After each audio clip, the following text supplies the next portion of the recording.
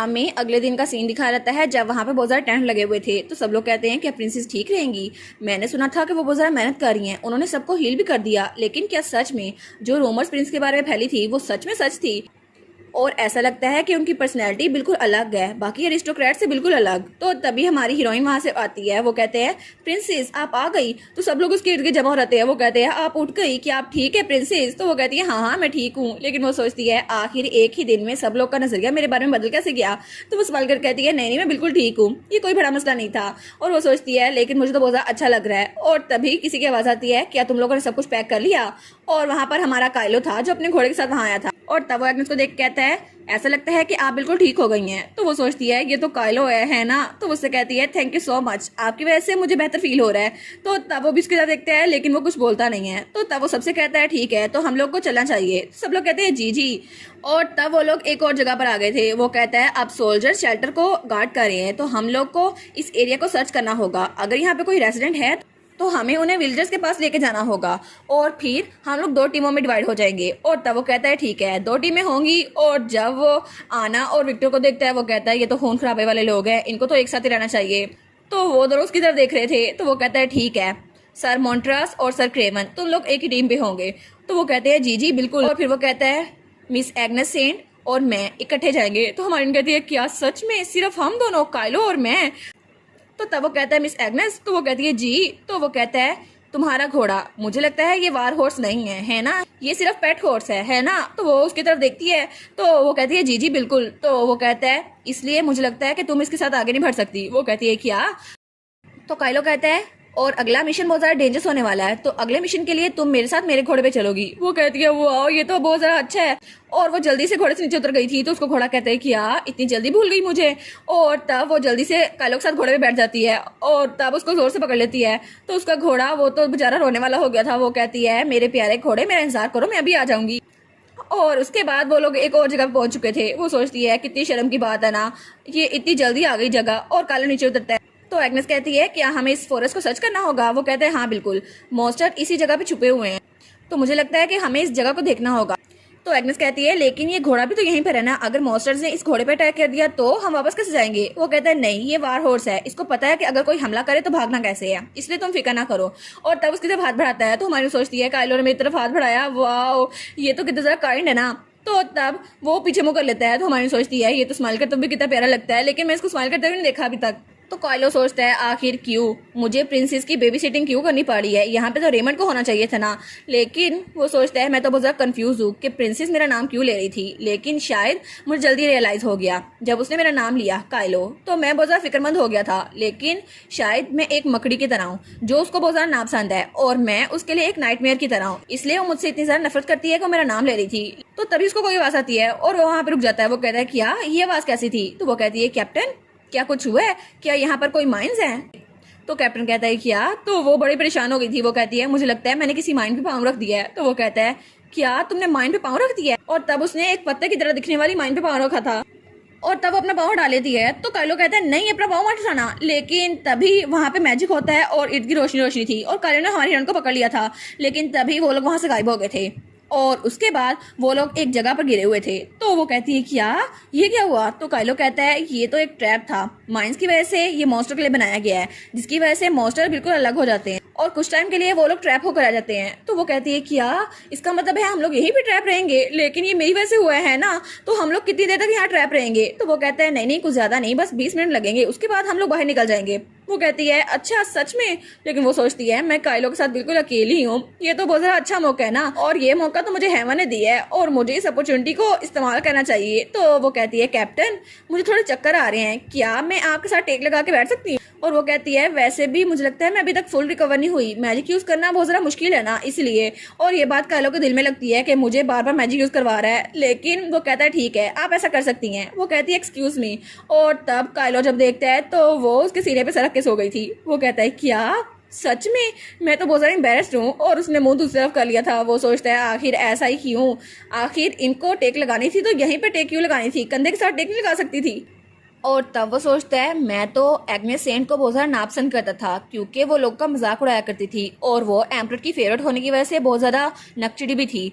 और सब लोगों में से उसको रेमंड स्पेंसर पसंद था जो कि मुझे बिल्कुल भी पसंद नहीं है और इसीलिए वो मुझे बिल्कुल नापसंद थी। लेकिन अभी ये सिचुएशन ऐसी कैसे हो गई और क्या ये सच में इतनी ज़्यादा खूबसूरत है और इसमें से तो फ्लावर्स की स्मेल आ रही है, क्या सब रॉयल्स में से ऐसी स्मेल आती है? और वो भी थोड़ा ब्लश करने लग गया था। वो सोचता है मैंने तो ऐसा कभी भी एक्सपीरियंस नहीं किया, लेकिन मेरी फैमिली, ग्रे फैमिली और रेमंड स्पेंसर, वो लोग को सोच के तो मुझे बहुत ज़्यादा गुस्सा आ रहा है। लेकिन तभी हमारी हीरोइन उठ जाती है। वो कहती है ओह कैप्टन, मुझे लगता है मेरी स्ट्रेंथ खत्म हो गई थी, शायद इसीलिए मैं सो गई थी। तो हमारा कैप्टन सोचता है नहीं नहीं, अब तो मुझे वो लोग भी याद नहीं आ रहे, अब तो मेरे पास प्रिंसेस है।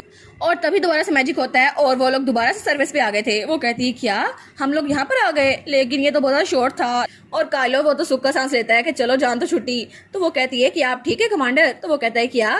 तो तब वो खड़ी होती है और उसकी तरफ हाथ बढ़ाती है। वो कहती है मैं आगे से केयरफुल रहूंगी कि किसी और माइंड के ऊपर पाँव ना रखूं।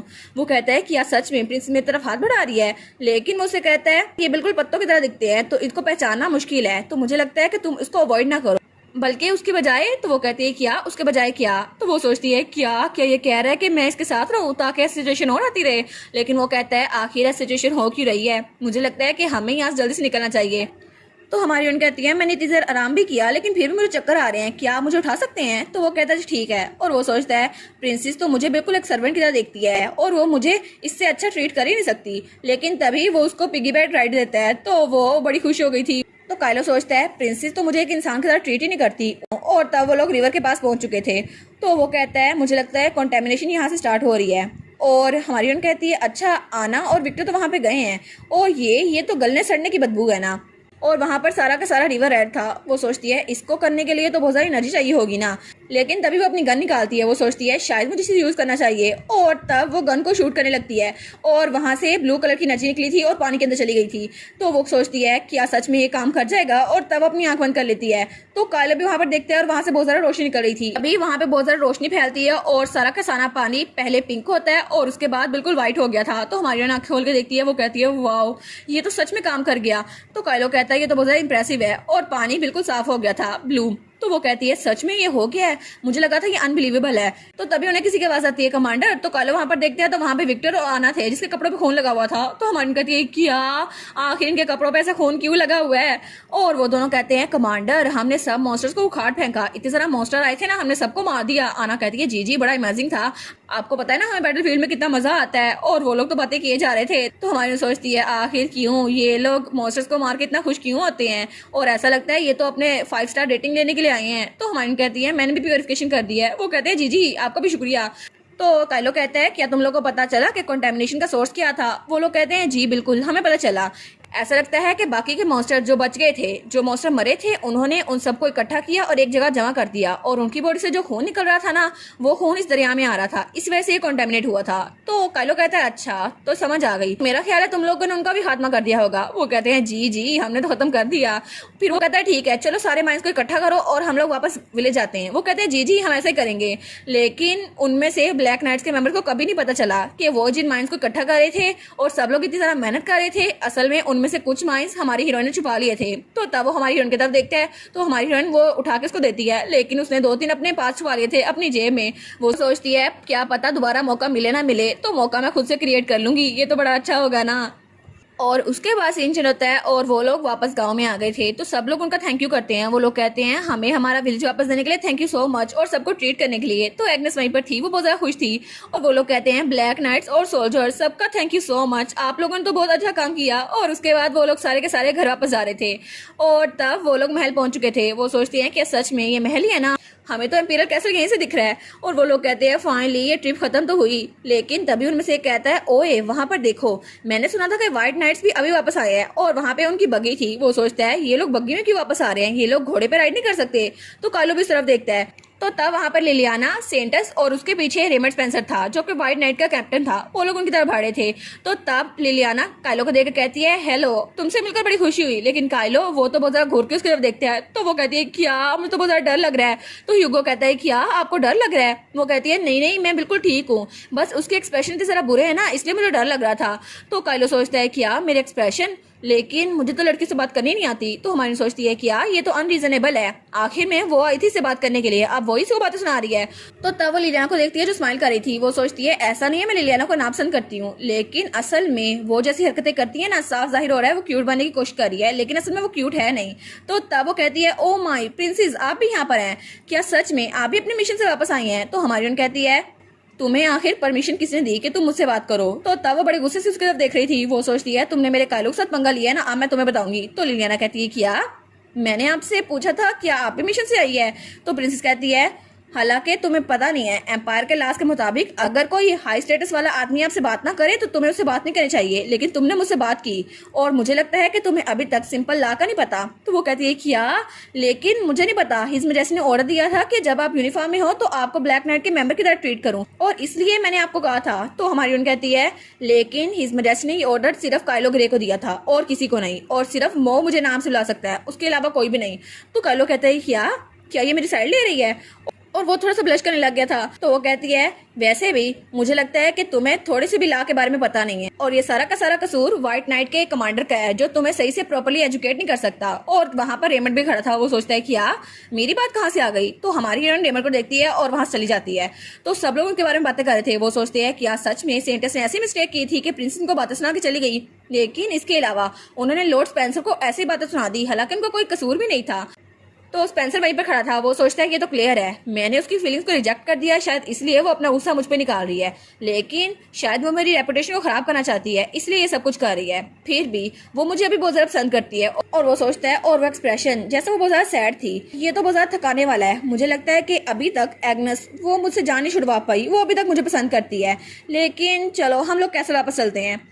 और उसके बाद हमें हमारी हीरोइन दिखाई जाती है जो कहती है एग्नेस सेंट, ब्लैक नाइट के मेंबर, मैंने अपना मिशन पूरा किया और वापस आ गई। और वो सोचती है मैं तो यहाँ पे एम्प्रेस से मिलने आई थी, लेकिन एम्प्रेस को गले लगा लेता है। वो कहता है मेरी प्यारी बेटी तुम मिशन पे गई थी ना, जल्दी वापस आ गई हो, लेकिन ठीक तो हो ना, देखो ना कितनी पतली हो गई हो। और तब हमें बताया जाता है कि उसकी दोनों मेट्स वो भी छुट्टियां गुजारने के लिए गई थी और अभी वो भी वापस आई थी। और तब वो बताती है कि ब्लैक नाइट्स के एरिया SP3 से वापस आने के बाद हमारी शोहरत बहुत ज़्यादा फैल गई थी कि ब्लैक नाइट्स बहुत ज़्यादा अच्छे हैं, उन्होंने लोगों को ट्रीट किया और लोगों के लिए मॉन्स्टर्स का खात्मा किया। इस तरह ब्लैक नाइट की रेपुटेशन लम्हा लम्हा बढ़ती जा रही थी और सब लोग उनको बहुत ज़्यादा अच्छा समझने लग गए थे। और इसी के साथ ये वाला पार्ट यहीं पर ख़त्म। तो आप लोग बताइएगा आप लोग को ये पार्ट कैसा लगा, और वीडियो को लाइक और चैनल को सब्सक्राइब लाजमी कीजिएगा। बाकी वीडियोस का लिंक भी स्क्रीन पर नज़र आ रहा होगा, तो काइंडली उनको भी चेकआउट कर लें। और thank you so much for watching my videos. Stay safe, bye bye.